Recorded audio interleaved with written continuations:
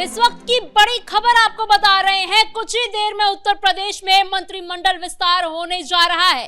मंत्री राजभवन आना शुरू कर चुके हैं, जिसमें 8 मंत्री इस बार शपथ लेने वाले हैं, जिसमें से 6 नए चेहरों को मौका दिया जा रहा है। और खास बात यह है कि इसमें सपा की तरफ से 2 बागी विधायक भी शामिल है।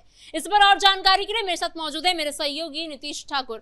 सर, 2027 के लिए योगी आदित्यनाथ अपनी टीम तैयार कर रहे हैं। बिल्कुल 2027 की तैयारी है और ये जो कैबिनेट विस्तार हो रहा है, इसमें सबसे बड़ा झटका अगर किसी के लिए है तो वो अखिलेश यादव के लिए है। वो अखिलेश यादव और वो समाजवादी पार्टी जो अपने नेताओं की रत्ती भर इज्जत नहीं करती है, वो उनको सम्मान नहीं दे पाती है और वो अपने नेताओं के प्रमोशन के बारे में नहीं सोचती है। योगी आदित्यनाथ इस बार के कैबिनेट विस्तार में ऐसा कुछ करके दिखाने वाले हैं जिससे कि समाजवादी पार्टी में जिन नेताओं को प्रमोशन नहीं मिला, उन्हें भारतीय जनता पार्टी की सरकार में प्रमोशन मिलने वाला है। और यह बहुत बड़ी हैरानी की खबर है अपने आप में। सबसे पहला नाम जो बड़ा कंट्रोवर्शियल है और जिसे देख करके सबके सब हैरान है, वो है पूजा पाल का। पूजा पाल कौन है? वो विधायक है और विधायक कौन सी पार्टी से है? समाजवादी पार्टी से। और अब वो रेबेलियस हो चुकी हैं अखिलेश यादव के प्रति। उनको समझ आ गया है कि अखिलेश यादव अतीक अहमद के लिए कितना रोना धोना मचाते हैं। और ये वही पूजा पाल है जिनके पति की हत्या जो है वो अतीक अहमद के द्वारा हुई थी। और इसी वजह से पूजा पाल ने समझ लिया एक समय पर आकर के समाजवादी पार्टी ने मुझे टिकट देकर के केवल और केवल अफसोस जताने का ढोंग करने का प्रयास किया है, इसलिए अब मैं अखिलेश यादव या फिर समाजवादी पार्टी के साथ नहीं रहूंगी। और अब वो भारतीय जनता पार्टी के साथ जा रही है। अच्छा, पहले हम आपको बता दें कि इस वक्त वहां चल क्या रहा है। लखनऊ में राजभवन के बाहर सैकड़ों पुलिस वाले वहां पर मौजूद हैं और एक एक गाड़ी का नंबर प्लेट चेक करके ही राजभवन में आज एंट्री मिल रही है कि अगर जिस भी मिनिस्टर का नाम लिस्ट में शामिल होगा और उसकी गाड़ी का नंबर लिस्ट में होगा तो ही उसको एंट्री मिलेगी। अगर कोई मिनिस्टर जो आज शपथ लेने वाला है उसका नाम अगर उस लिस्ट में शामिल नहीं है या फिर उसकी गाड़ी का नंबर अलग हो जाता है तो भी उसको एंट्री नहीं मिलेगी। इस प्रकार की सुरक्षा है। सर, खबर ऐसी आ रही है कि 8 मंत्री आज शपथ लेने वाले हैं। अभी कुछ ही देर में शपथ ग्रहण शुरू हो जाएगा, जिसमें से 6 नए चेहरे हैं। तो ये इन मंत्रियों के नाम आखिर क्या है? कौन कौन है वो मंत्री जो आज शपथ लेने वाले हैं? देखिए, 8 कुल मिलाकर के मंत्री है। नाम तो कई चल रहे हैं, कई नामों की लिस्ट और फहरिस्त आ चुकी है, लेकिन जो फाइनल नाम हमारे सामने कुछ रखे हुए हैं हम वो आज आपको बताएंगे। सबसे पहला नाम है पूजा पाल का। महिला है, विधायक है, समाजवादी पार्टी से विधायक है और अब वो भारतीय जनता पार्टी के कार्यकाल में मंत्री बनने वाली हैं। अपने आप में बहुत बड़ी बात है। दूसरा नाम है मनोज पांडे का। मनोज पांडे भी रेबेलियस ही हैं, वो भी रेबल नेचर के ही। उन्होंने भी कहीं ना कहीं समाजवादी पार्टी को किक आउट करके इस तरफ आने का प्रयास किया है। तीसरा नाम है कैलाश राजपूत का। आप देखिएगा कि एक एक समाज को कैसे साधने का प्रयास चल रहा है। राजपूत समाज से कैलाश राजपूत, उसके बाद मनोज पांडे कौन से समाज से? ब्राह्मण समाज से आते हैं। तो सारे समाजों को भी एक साथ ले जाने का प्रयास है। उसके अलावा भूपेंद्र चौधरी हैं, सुरेंद्र दिलेर है, हंसराज विश्वकर्मा है, अशोक कटारिया है और उसके अलावा कृष्णा पासवान भी एक महिला है और वो उनको भी मंत्रालय में कहीं ना कहीं पद देने की बात चल रही है। तो आप समझिए कि महिलाओं की भी इस बार हिस्सेदारी बहुत ज्यादा रहने वाली है। अच्छा, 2 और नाम है जिनको प्रमोट किया जा रहा है। वो ऑलरेडी मंत्री रह चुके हैं और अब उनको राजकीय लेवल पर मंत्री बनाया जाने वाला है, जिसमें सोमेंद्र तोमर है और दूसरी तरफ अजीत सिंह पाल हैं। इनका प्रमोशन राज्य प्रभार से लेकर के अब सीधा कैबिनेट वर्क में होने वाला है। तो ये 2 नाम ऐसे हैं जिनका प्रमोशन होने वाला है और बाकी नाम आज, जिनमें से 6 नाम लगभग आज मंत्री पद की शपथ लेंगे। और योगी कैबिनेट का यह विस्तार इसलिए भी आवश्यक माना जा रहा है कि चुनाव से ठीक 1 साल पहले यह कैबिनेट विस्तार हो रहा है और इसमें जातीय रंगों को भी बहुत तरीके से देखने का प्रयास होगा। अखिलेश यादव इसके ऊपर बहुत कड़ी नजर रखेंगे। पूरा का पूरा विपक्ष इस वक्त घेरने के प्रयास में होगा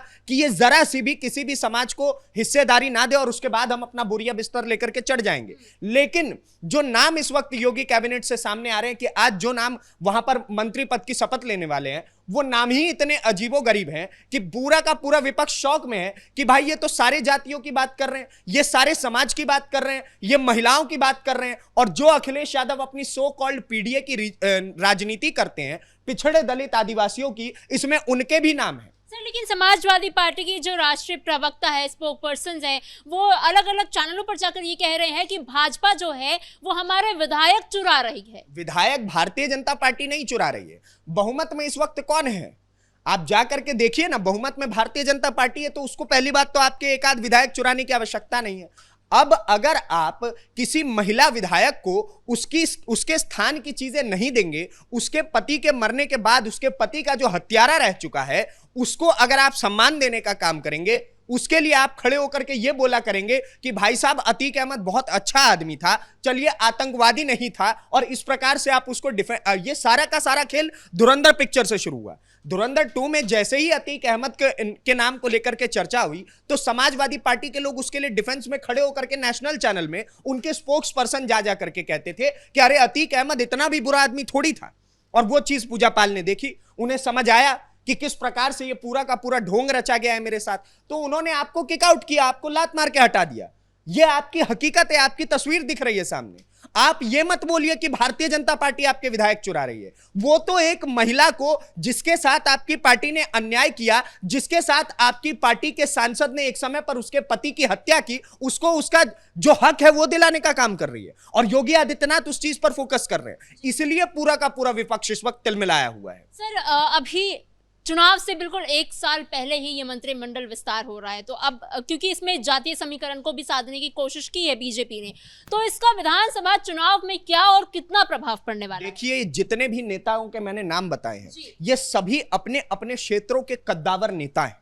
चाहे वो राजपूत समाज के नेता हो तो वो भी अपने क्षेत्र के कद्दावर नेता हैं। अगर आप केवल पूजा पाल की बात करें तो वो प्रयागराज क्षेत्र की सबसे कद्दावर नेत्रियों में से एक हैं। पूरे इलाहाबाद में पूजा पाल के नाम का डंका बजता है। अगर आप कसारी मसारी चकिया के इलाकों में जाइएगा तो आपको पता चलेगा कि कितना ज्यादा कोर वोट बैंक पूजा पाल के नाम पर बना हुआ है।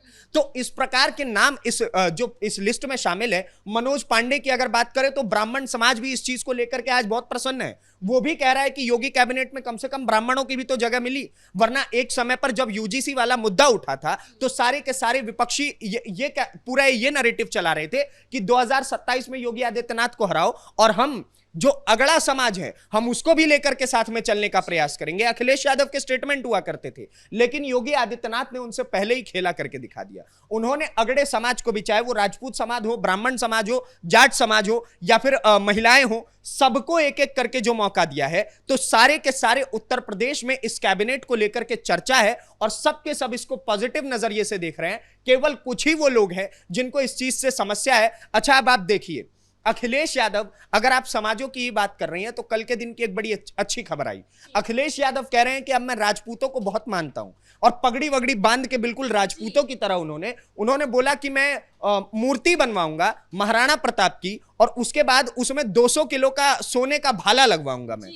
और उनके समर्थक महाराणा प्रताप को गाली दिया करते हैं, उनके समर्थक मुगलों को पूजने की बात करते हैं। तो अब आप सोचिए कि इस दोगलाई के कारण ही जो एक राजनीतिक जमीन एक समय पर समाजवादी पार्टी की थी पिछड़े समाज के बीच में, अब वो राजनीतिक जमीन भी कहीं ना कहीं समाजवादी पार्टी खोती जा रही है। जब मुलायम सिंह यादव अपनी सरकार चलाया करते थे तो एक समय हकीकत ये बात है कि उनका पिछड़े समाज में एक वर्चस्व हुआ करता था। लोग समझते थे कि अगर पिछड़ों का कोई नेता है तो मुलायम सिंह यादव है। लेकिन जैसे जैसे राजनीति आगे बढ़ी, अखिलेश यादव आए, अखिलेश यादव ने उस पूरे फॉर्मूले की जो बैंड बजाई है, पीडीए में कभी पिछड़े दलित आदिवासी आ जाते हैं, उसी पीडीए में कभी पिछड़े दलित अगड़े आ जाते हैं। तो उनको भी नहीं पता है उन्होंने पीडीए का ये कौन सा फॉर्मूला तैयार किया है और जिस फॉर्मूले के बीच में पूरा का पूरा खेला करके योगी आदित्यनाथ लेकर के चले जा रहे हैं।